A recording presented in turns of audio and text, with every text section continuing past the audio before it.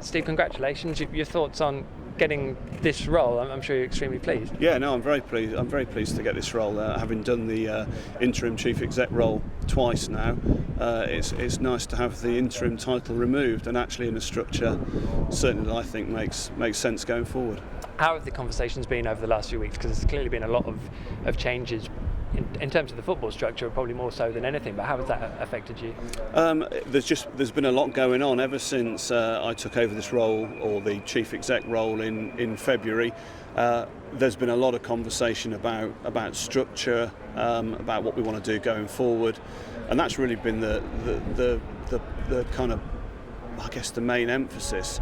You know, we've had a strategy day with the board looking at what we want for the long term for the club, and that's really how the structure evolved from that.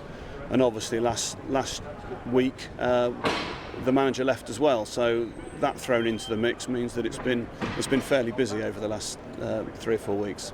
I can imagine that. In terms of the boundaries then of your job, where can fans effectively expect you to be responsible for what happens at this football club? Well, I'm responsible for the business elements of the club, and that includes management of the cash that we have at the club, and also I think critically important is engagement with our fans, because it's certainly something I think everybody would say we haven't done as well as we could have done over the last 6 months certainly, and we need to be communicating with our fans, explaining what we're doing. We're clearly having a fairly big change from a structural point of view.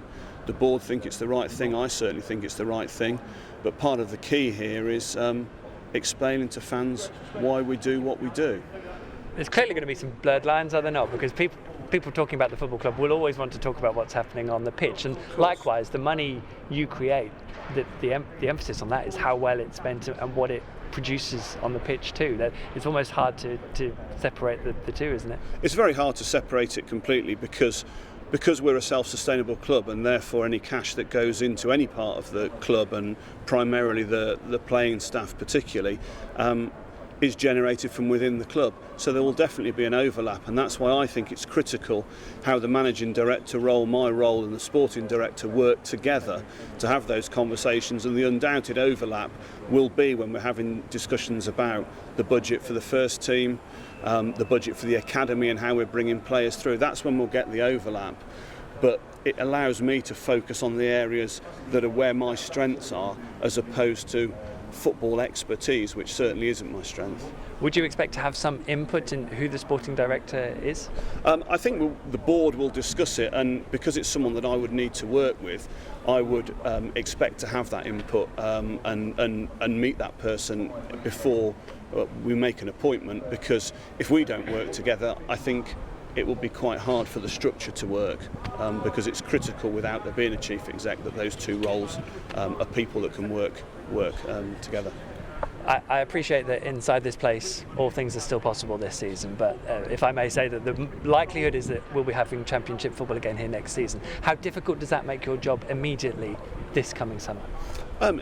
Clearly life is more challenging when you're in the Championship, when you're in the Premier League, both from a financial point of view in terms of payments that are received from the Premier League. If we're in the Championship next season, it's parachute payments and not full payments, and there's clearly a big differential between the two of those. There is also the challenge in terms of ticketing, season tickets, although season tickets is a very positive story, because we will be at the 22,000 in total for season tickets. Then we've got the commercial side of the business, which is harder when you're in the Championship than when you're in the Premier League. But the thing that is important to know when I'm doing this role, things are good. It's well set up on the business side of the club, particularly at the moment. There's clearly been a lot of change on the football side, and new roles need to be appointed into that are critical. But that's not the case on the business side, and I've got very good people working in those different areas to drive the different elements of that.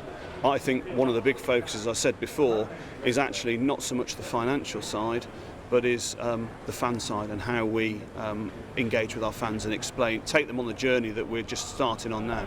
And that will be, as you say, a crucial part of your job then. You will basically be the chief communicator with the fans about the club.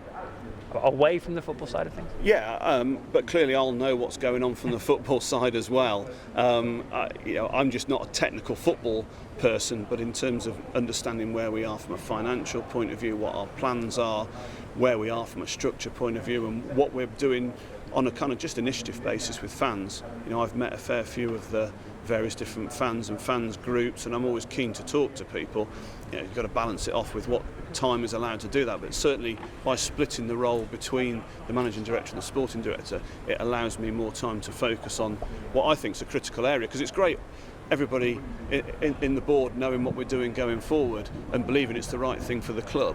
We've got to be able to explain that to fans as well. And some fans will have a view on doing something differently. Of course they will, that's the point of football. But we've got to be able to tell people the worst thing we can do is not communicate anything. And so that's certainly what I see as a part of my role, a critical part, and actually a challenge, because we've got to move a significant way from where we've been in the last 6 months to a year, I would say. Just finally, in terms of running the business side of the club, is there a part of you that would have to put pressure on the football side to cut down the wage bill, because clearly there needs to be a fair degree of change this coming summer if Norwich do stay in the Championship? Yeah, assuming we stay in the Championship, we've got to manage to the cash that we've got, because that's how we run as a club.